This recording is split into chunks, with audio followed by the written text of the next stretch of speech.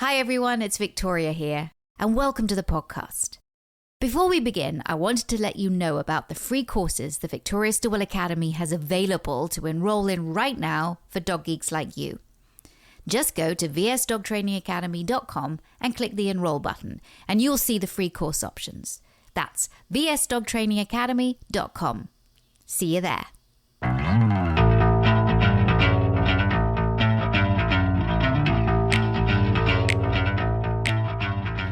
Do you find communication difficult?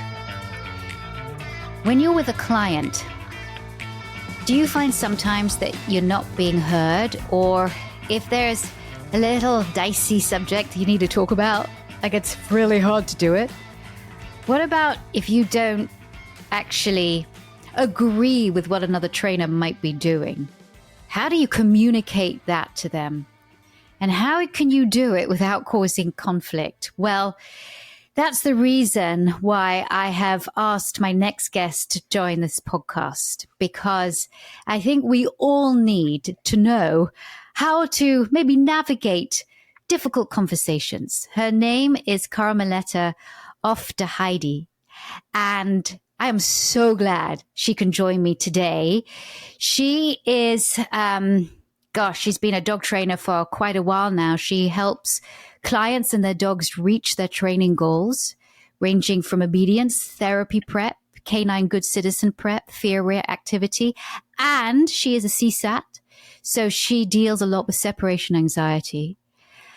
She graduated and became a certified professional dog trainer, and now specializes in helping people with separation anxiety, but she also helps people with conflict resolution, have difficult conversations. So I am so glad she can join me today. Welcome, Carm. Oh, thank you, Victoria. Thank you for asking me to join the podcast today. I'm super excited to be here.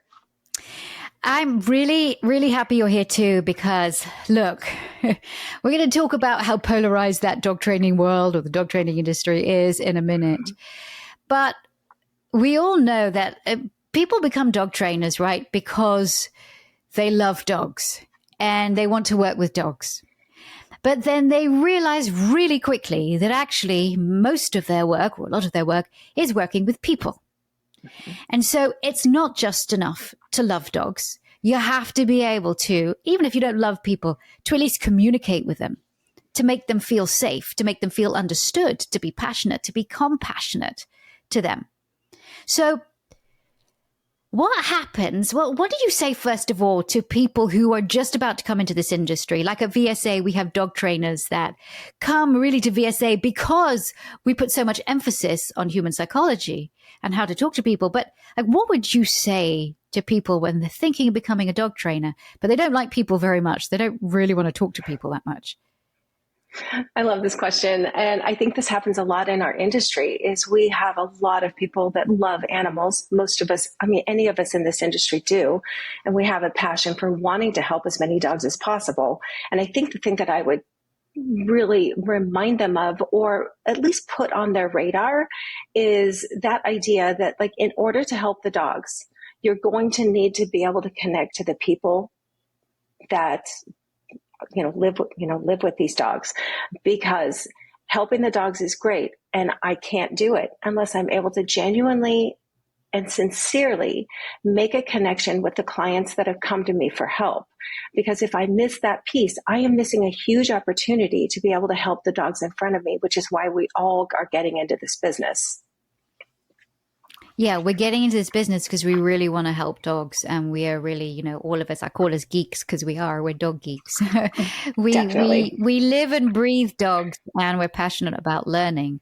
But yeah, it is that people part that is at times the trickiest part, and especially if you have to navigate difficult waters. So first of all, I think everybody, even if you're not a dog trainer, it's important to listen to this, because we're also going to talk about, and I'd love to talk about, conflict resolution in just real life and everyday life as well.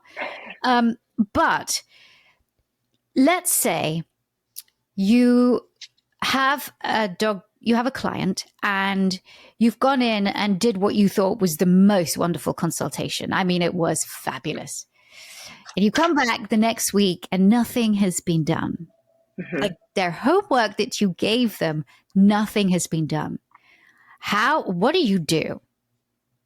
Yeah, this happens all the time to trainers. And it's one of the things that I hear as a frustration among trainers most of the time is that exact piece is I feel like I gave them all the information that they needed. I feel like that connection happened and they come back a week later. And like you said, nothing has been done. So clearly something has kind of missed the mark. And what I would do and what I often start with is I always go into every consultation assuming that I have something to learn from my clients. They've come to me as the professional in the room for sure. And I'm the expert, I'm the one with the skills and they're leaning into that. However, I have something to learn from every single person that comes into my training room and that meets with me. I'm not the only one in the room that has something to offer. And in those situations where somebody comes back to me and nothing has happened, the first thing that I want to do is I want to make sure I'm suspending judgment. I'm not judging any of the process that hasn't occurred. What I want to do now is take a step back and start to really understand what got in the way of their ability to move into those training pieces that we agreed we were going to work on, because something clearly happened. And I want to be able to then identify and understand what's going on for them and what isn't being met in the room in our dialogue together so that I can actually collaborate with them and problem solve. Because as a team, I need to figure out how I'm going to problem solve with the people in front of me, and then how we're going together collaboratively work towards helping their dog.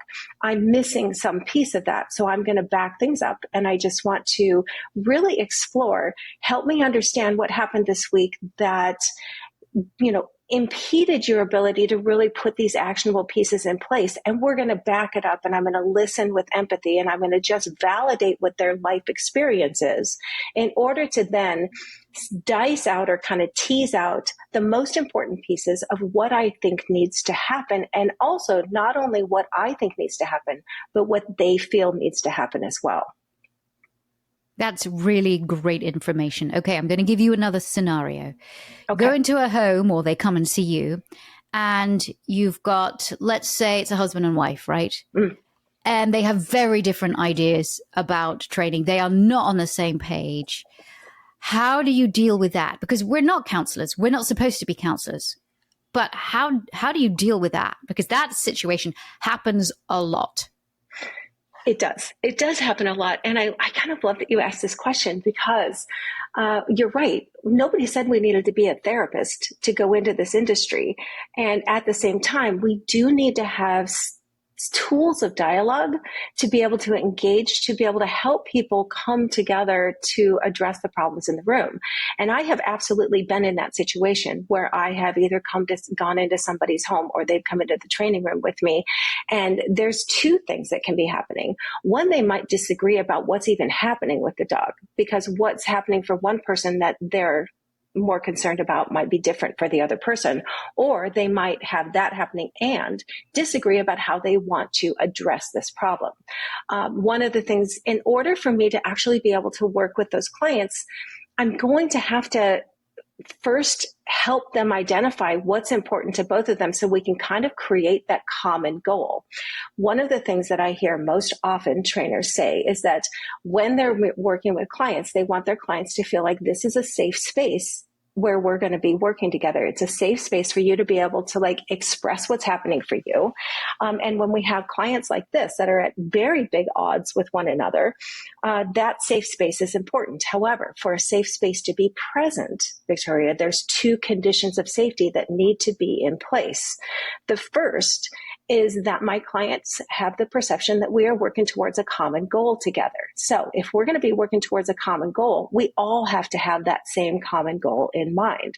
So the first thing that I'm going to be doing is I'm going to be working towards helping them understand what's important for potentially one person, what's important for the other person, having them actually listen and repeat back to each other what they're hearing, no judgment, just what are you hearing the other person say? And in that, where do we cross the lines of, oh, okay, that's something we both agree on that we can work on. And that might be our starting point. Okay.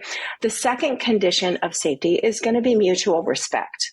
And mutual respect refers to this concept that at no point in time, when my clients are giving me information or we're talking about what's happening, and even though they might be at odds with one another, do they feel the need to defend where their position sits?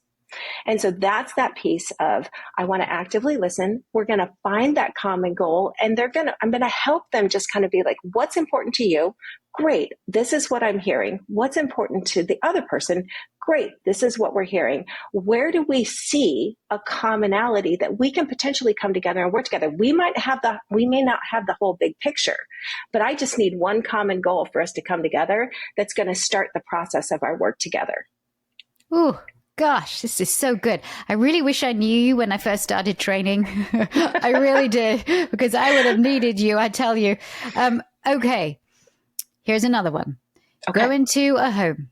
And I'm always doing is going to homes. I'm getting to group classes in a minute. Okay. And there's kids running around and they're interrupting your session.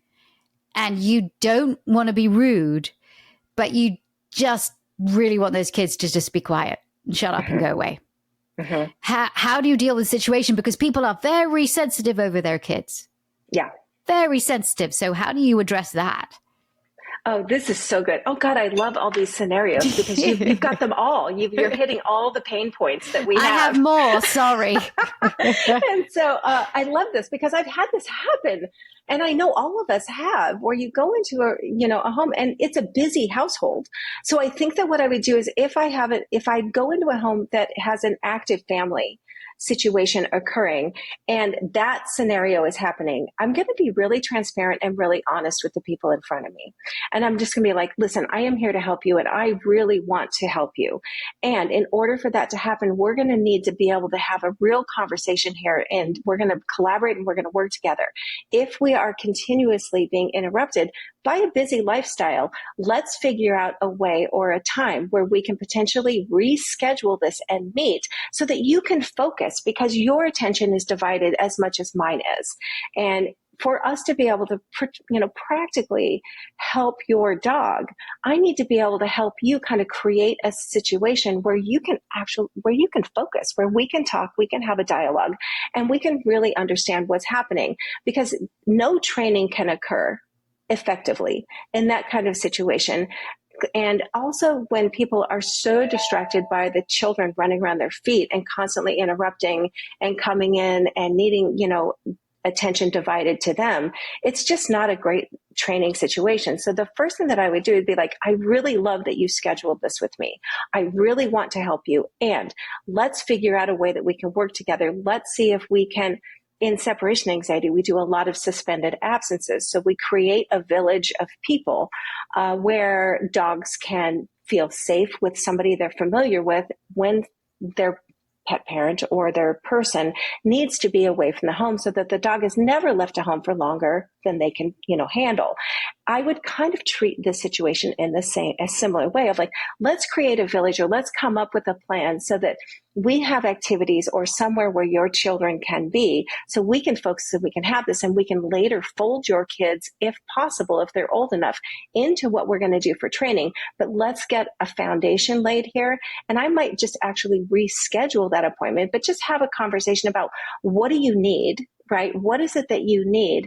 Where is your attention divided? And really what's happening here that's causing so much stress in your ability to be able to actually go into training with me?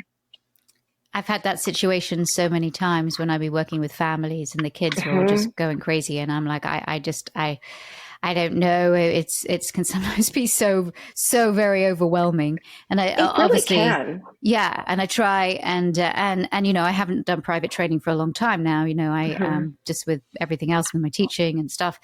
But I've had that experience time and time again, and it can be really tricky. But now in this day and age, the other experience that I've also had are people on their phones now. That I went to go see a friend of mine the other day, and I love her to bits. And I've known her for a long time, and I've known her kids, and her kids are grown up, and her kids are the same age as my kid, 20. And we were having a great conversation over lunch, but the daughter was always on her phone. I mean, having a conversation and then just checking her phone. And then we would be on a subject and she would be on her phone and then completely interrupt and show us a picture of a dog or something. And I'm not, getting at her, because this is what so many people do. You don't just have to be 20 years old to do it. I have friends that do it. Everybody's on their phones. When you're having a conversation with them, they're on their phones. And I have done some training consults. Some of them have filmed it's me or the dog, and you just see me. Would you get off your phone? Because I was able in the TV show, they kind of wanted that conflict. But when he truly was on his phone and I was like, could you get off your phone, please? But you can't say it like that. So I'm not saying say it like that. But how do you deal with this modern day problem? It's a modern day problem, and it's so happening all the time in so many of our interactions. And I kind of love that you bring this situation into play in how do you have this conversation, not only just in a training situation, but also just in life in general, where I'm trying to have a really nice lunch or a really nice, interaction with somebody, and their distraction is so high from alerts on their phone, or they're constantly engaging with their phone, that I never feel like I'm able to make that connection. I'm able to actually have that conversation. So I think that there's something that I lean into a lot that's called nonviolent communication. The author of that book is Marshall Rosenberg, and I love his work so much, and he had a huge influence in how to have difficult conversations and how to navigate those. And there's 4 elements to nonviolent communication. 1 is observation. You're only observing the facts. 2 is feelings. Feelings are going to come into play. 3rd is needs. What do I need to have happen so that I can kind of navigate through this situation and this conversation that we're in that might be uncomfortable, trying to ask somebody to put down their phone or actually engage in the conversation with me. And then 4 is requests. I'm going to be able to make a request of somebody to meet the need that I have. So there's, clearly there's a lot that goes into those 4 components. But first you're observing, you've got somebody on their phone all the time, or you've got, this teenage girl that's constantly showing you her, the picture of a dog, or interrupting the conversation. And it is interrupting and distracting to have somebody constantly distracted by an alert or something that's coming through on their phone. And oftentimes what I will do in those situations is I'll be like, is there something happening that's, that you need to address? Because is there like some crisis or something that needs to happen? Because I don't want to interfere with your ability to be able to do that. And if they say, no, not really, I'm just distracted by my phone, and I then will say, I totally understand that, because I constantly get distracted myself by my phone. It would be really helpful to me if I really want to engage with you, and I'm really loving this conversation, and it's distracting to me to have that. Would it be possible for you to put your phone away, and just so that we can have this lunch during this time, but leave, I understand if you need to answer it for an emergency or something like that. And I'll just ask if it's possible for them to be able to lay that item down, put it somewhere else where maybe the alerts aren't so distracting to them, put it deep into their purse, deep into their bag. And if they're going to say, sure. The thing is I don't, we're navigating really tricky waters here, because we don't want to make people feel uncomfortable. We're like calling them out of like, you're constantly on your phone. This is bugging the heck out of me. We just want to say, I totally get that I'm as distracted by these things in my life as well. And I really am enjoying this time. And if we're working with a client and a dog, it's just like, I'm here to help you with your dog. And if you have other things that are happening that are really going to like pull your attention away, let's figure out how we can maybe, put it on do not disturb for 30 minutes while we work together. And then you can put it back on. But I will just directly ask, is it possible for you to do this? Because I'm really enjoying this time with you and I want to get the most out of it. So that is truly nonviolent communication. That really is saying, hey, I'm excited to be here with you. Mm-hmm. And I want to chat. I want to chat about stuff with you. I want to have a great conversation, and it's being made harder by the phone. So, and as a mother of a 20-year-old who is also quite phone driven, although Mm-hmm. for the last 9 weeks, she's been a camp counselor up in the woods in North Carolina, which has been fabulous because she's in a cabin with 8 kids and she's not allowed her phone. There is Mm-hmm. no phone use in front of No those phones kids. allowed, yeah. And they maybe have their phone for like 30 minutes a day. It's been absolutely wonderful. And I have to say, for her too, she's truly loved being away from her phone. Mm-hmm. But very quickly they come back and they're wedded to that phone again. So I think that that again, you're saying not just in a dog training situation, but just in any situation where that phone is just taking over, monopolizing their time. There are ways you can deal with it, and not just when I say to her, "Can you just? I'm speaking. Can you just get off your phone? I'm speaking. I want to communicate with you here." And then, of course, she's like, "Oh," rolls her eyes and all that kind of stuff. Rolls her eyes, yeah. But she does know. I mean, but she does get it. She says, "Yeah, no, I get it," because she herself understands what it's like, but also had loved not being near that phone. So she gets it. It's just, those are so difficult to push through. Okay.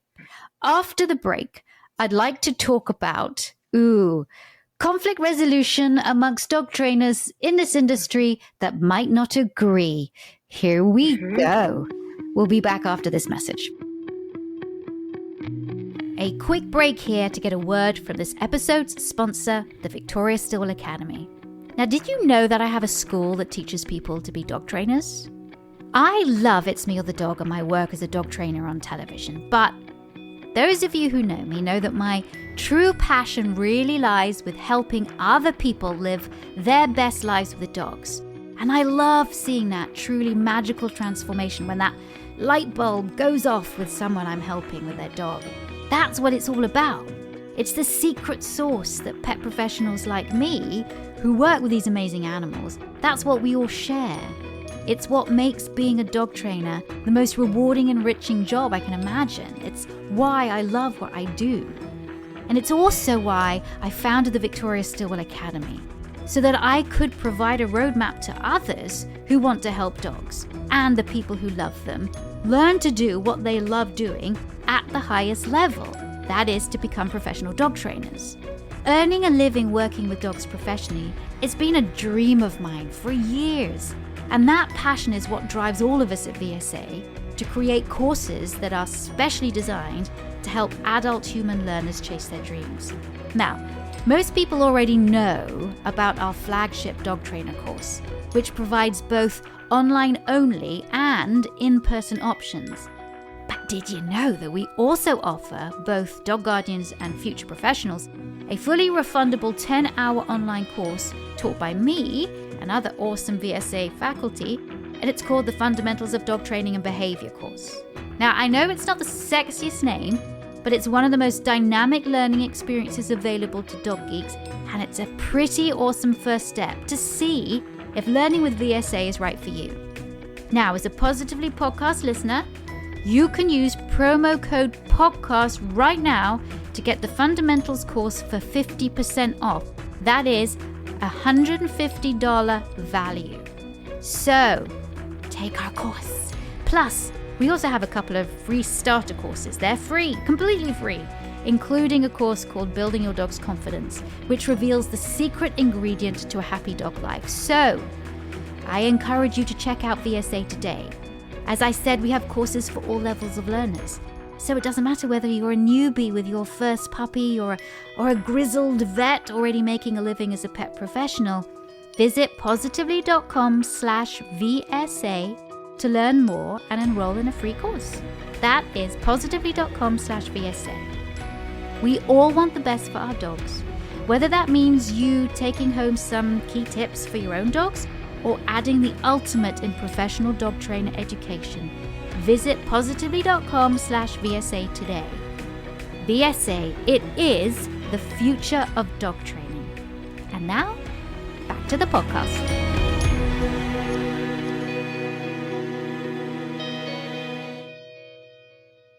All right, I'm loving this conversation, Carm. This is brilliant. You've given us such great tips already, but I want to take this to the dog training industry as a whole. Bear with me for a bit. You know that I'm a positive trainer. And VSA is very much, we have very strict rules about no choke, no prong, no shock, no fear, no pain, no intimidation, none of that. Yep. Same with positively. And I've flown that flag for many, many years.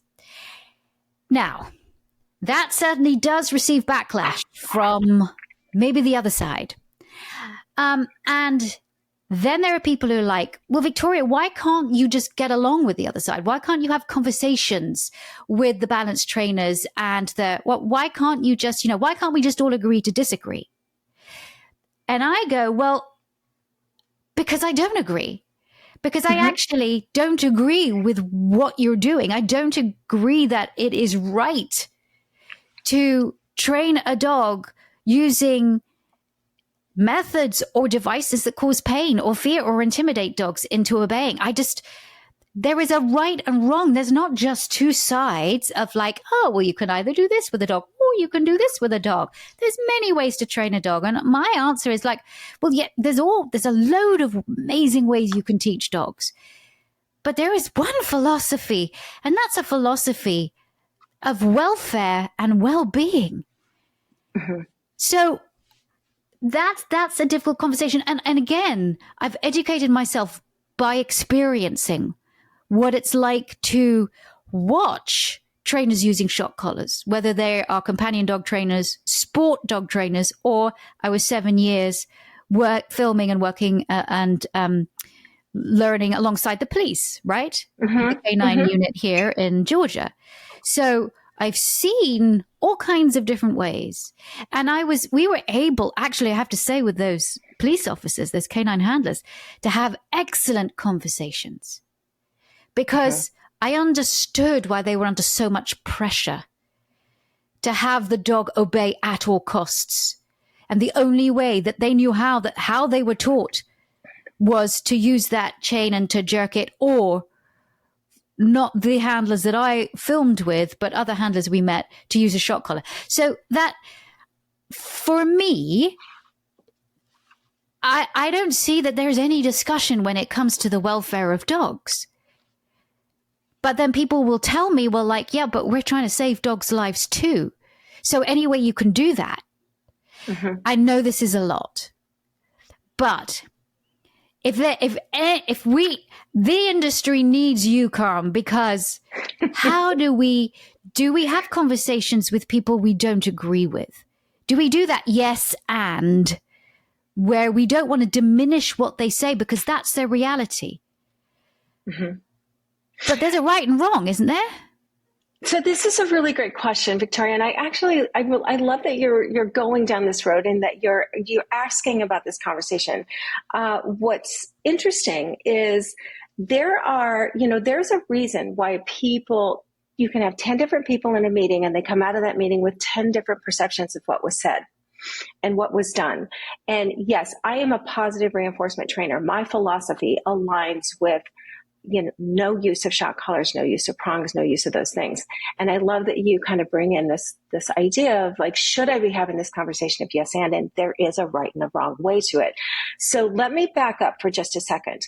The reason that people lean into the training, many of the reasons people will lean into the training philosophies that they do is because there's a history in it for them. There's something in it that either works, like you're saying, there's a reason you had these great conversations with the police department in Georgia about why they felt the need to use the certain tools that they did, because there was a certain level of reliability that had to be in place. You and I both know that we feel that reliability can be achieved with positive reinforcement. They just want to speed that process up in some way.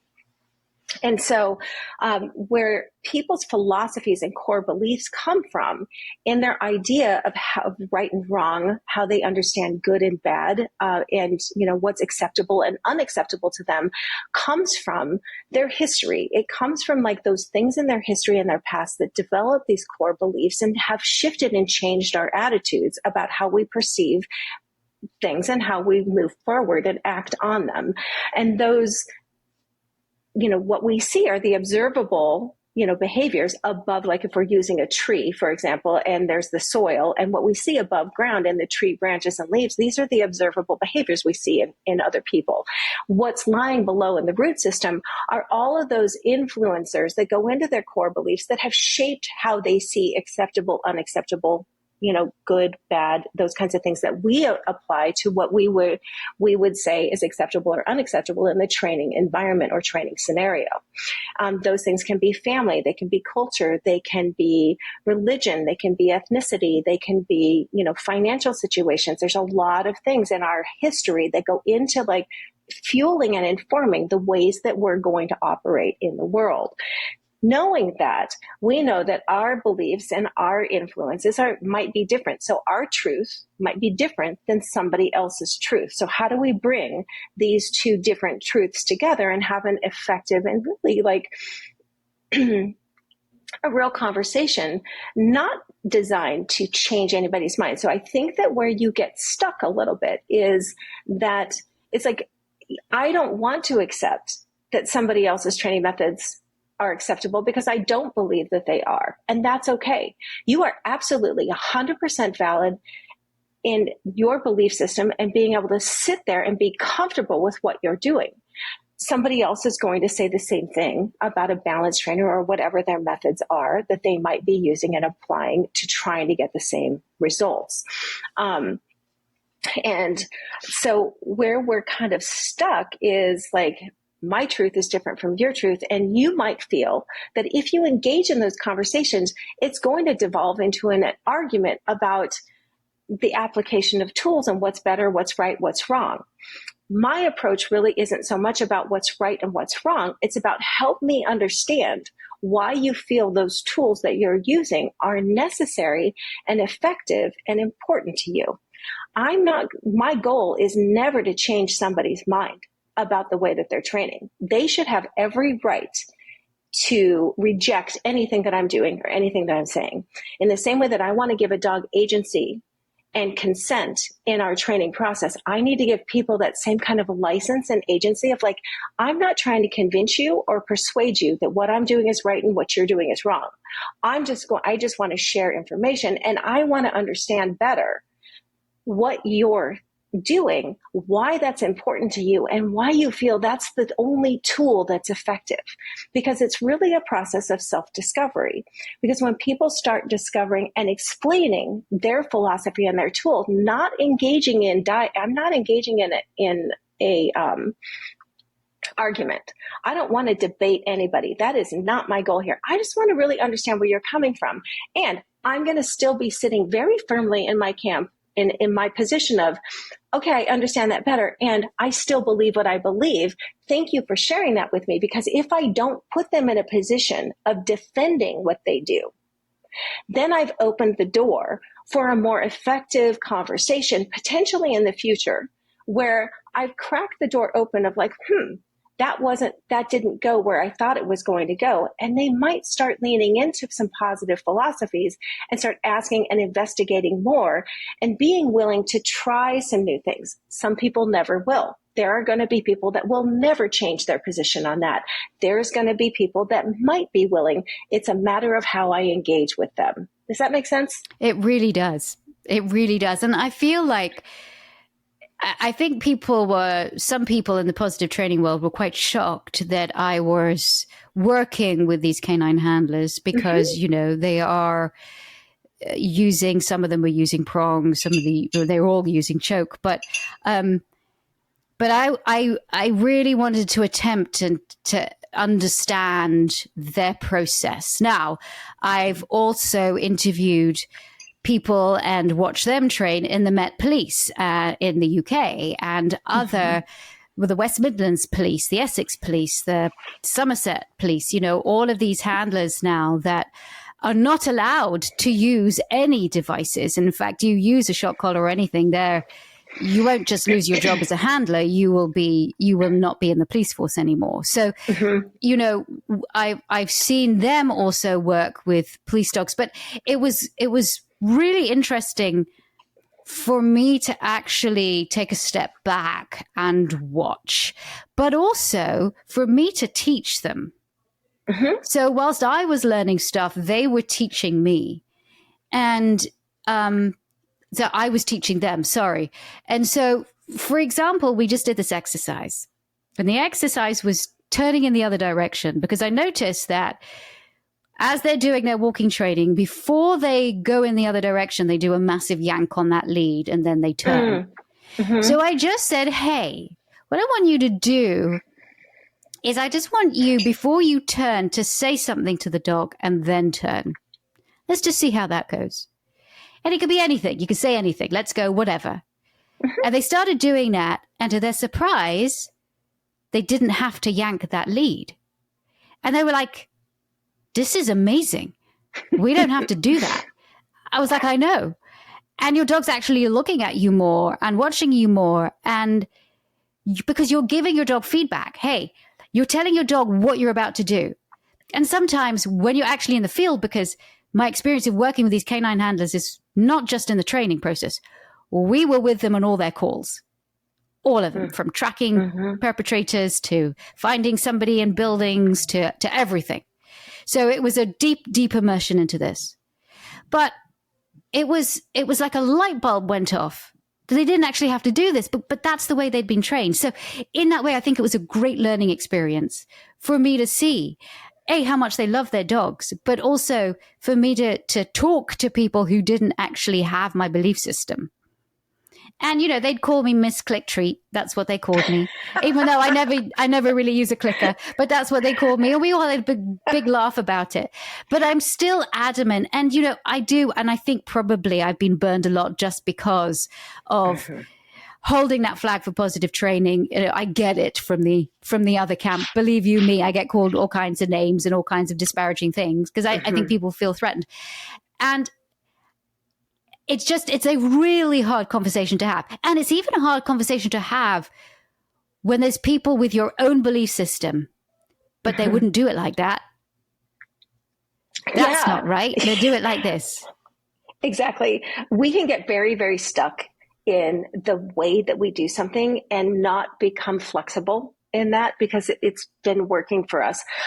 First, I just have to applaud you and say I really appreciate what you did with those police departments. There is the way that you're approaching the conversations you're having with them is absolutely beautiful because there is something in it that is opening the door to their sharing their process, their information, their training with you, and your ability. And I call this really leans into your emotional intelligence of your ability to see something or experience something in that environment that may potentially be a pain point for you or triggering and be like, I wouldn't do that. Right. And it's just like being able to understand what emotion comes up for you, what you're feeling, regulate that emotion in order to then be able to shift into how am I going to then suggest, let's try something else and see if it works.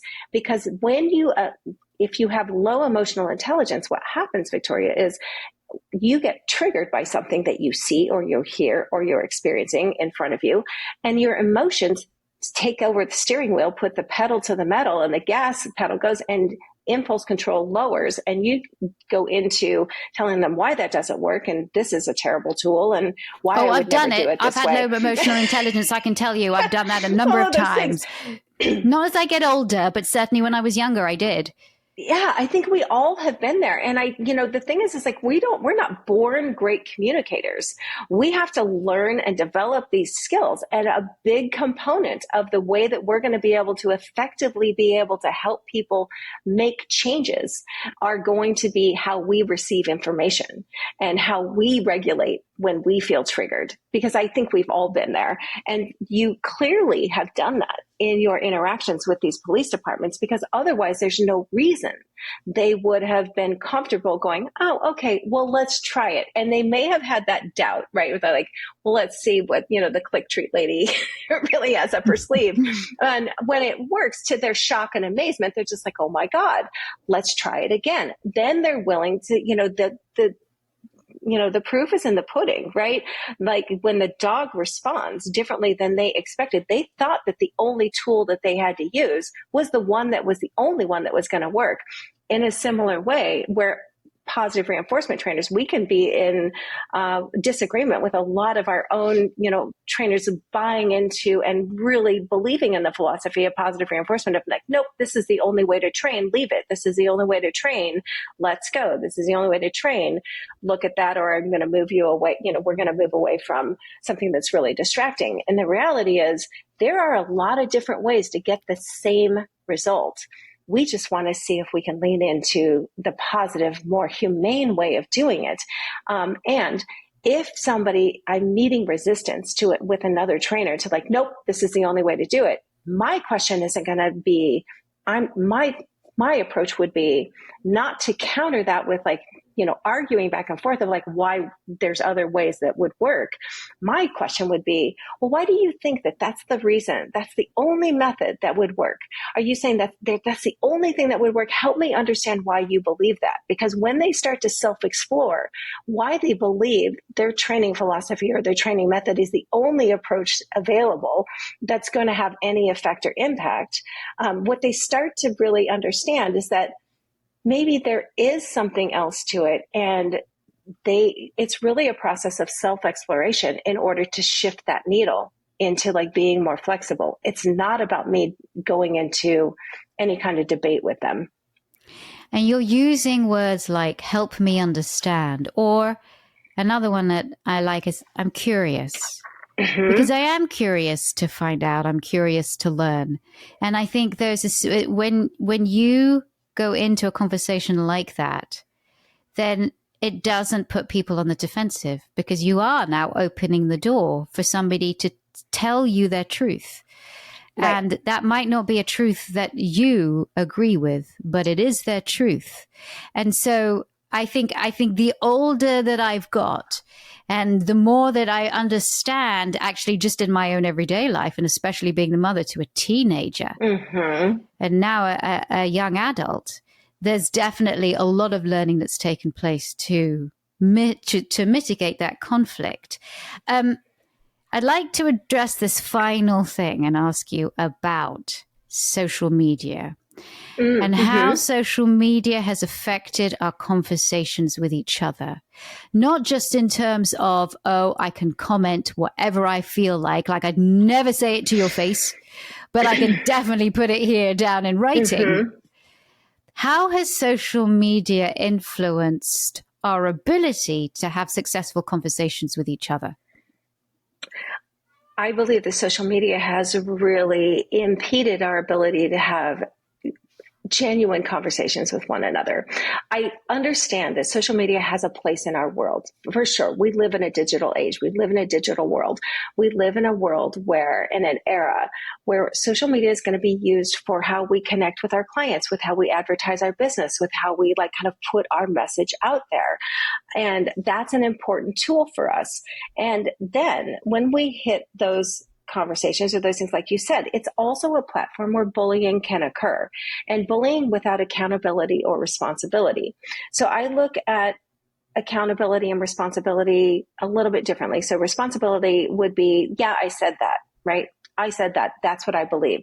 Accountability, it comes from my work with inmates in the Department of Corrections in the Oregon Correction System in restorative justice work, where accountability isn't just, I'm going to impose a sentence on you or something that it's going to hold you accountable for what you said to me. Accountability is a self-understanding of the harms that could be or have been created by the words or the actions that I've done. And I need to be accountable to then recognizing those harms and repairing them, making reparations for them. This is what's lost in social media, because people can, like you said, anonymously bully and put information out there, or just really kind of bulldoze over somebody in a very uncomfortable and ugly way. My best advice for anybody where they find themselves kind of triggered on social media to engage in a discussion or a debate about something that they disagree with would be don't engage. Because everything that I would need to have a genuine conversation with somebody to really explore like why they feel the way that they feel and why they're leaning so heavily into this like philosophy and method that I completely don't align with, is removed by nature of social media. I don't have somebody in front of me that's really willing to engage in a genuine dialogue with me, and social media removes all of those pieces that I need in order to have that. There is some confusion and belief that if I don't debate as a positive reinforcement trainer, if I don't go in and I say my truth and I debate and really defend my position as a positive reinforcement, in philosophy, that I'm supporting the position that's being presented that I disagree with. And I wholeheartedly disagree with that because my training really speaks for me. The way that I genuinely connect with my clients, with the people in front of me, with the people that don't agree with me, says more about who I am, my philosophy, and my training results than me debating that issue online. It's a black hole, quite honestly. And so by not engaging in it, I kind of see it in the terms of like what Martin Luther King did with passive protesting. My passive protest has a lot of action in it. It is not inactive. My not engaging in that defense or, fighting back in that moment on social media is passive. And there's a lot of action in that. I'm not supporting that position. I have other means to do that. I have other means to present my perspective and what's meaningful to me to the people that want to hear and listen to me. I'm hoping that makes sense. It does make sense. It makes a lot of sense, actually. And I think there's a lot of people that could learn from that. I mean, I know that certainly in the dog training industry, that if there's anything controversial out there or if somebody's accused of something, then everybody will jump in. I mean, it's like hyenas. It's like there are vultures around the carrion, the carcass. It is. And it can be shocking, even amongst the positively crowd. The positive training crowd. It's shocking how vicious they can be towards each other. And I've definitely been on the receiving end of that, completely being absolutely innocent of the charge that I was, or the crime that I was charged with, completely innocent. But I've definitely been on the receiving end of an absolute feeding frenzy, where nobody wants to hear your side because you're guilty even when they have absolutely no evidence. So it's really distressing. And I think somebody who has been on the end of the sort of social media bullying, and I think everybody has to a certain extent, it can be very, very damaging. And even though, again, sort of being the public eye, it's stuff that I have to deal with. And, that's a small portion. The rest of it is pretty fabulous. But I see social media as probably being one of the most damaging experiments, as it were, for not just our children, but for us too. And as wonderful as it is exposing us to this a big world, it also can be very damaging when it comes to conversation. And so do you see, and we truly will end with this, do you see that there has, because of it, been a breakdown in conversation between people? Like people have less conversational skills because of it? Or has there been no difference? Well, I think there's less conversational skills because of it. I think you're absolutely, touching on a really important point here. Social media just social media and, Twitter and all of these platforms have, we're putting our thoughts, our phrases, and what we want to put out in the world in like 200 characters or something. And I think it's completely diminished our ability to have an effective conversation and understand how to actually converse with one another. If I disagree with someone, I can just put it out on social media. I think you touch on something that's really important, is that as being a person in the public eye so much, you've been attacked, right? And I'm not saying like you shouldn't defend being attacked. However, I would say, like, once you've kind of put that defense and your philosophy out there, just like that's your stopping point, because I've known a lot of other trainers in that same position that have had to pull in even legal counsel to stop the movement of what's happening online, because it can be severely damaging. And it absolutely is a pain point. I mean, I absolutely can feel triggered daily by what I see on social media. And I have to really take that step back to not engage in it because it's not effective. But yeah, I think it's absolutely damaged our ability to actually learn how to talk to one another and to have differences of opinion and be able to engage in differences of opinion without attacks. Yeah. Wow, that's a lot of food for thought. Thank you so much for letting me know your thoughts on that.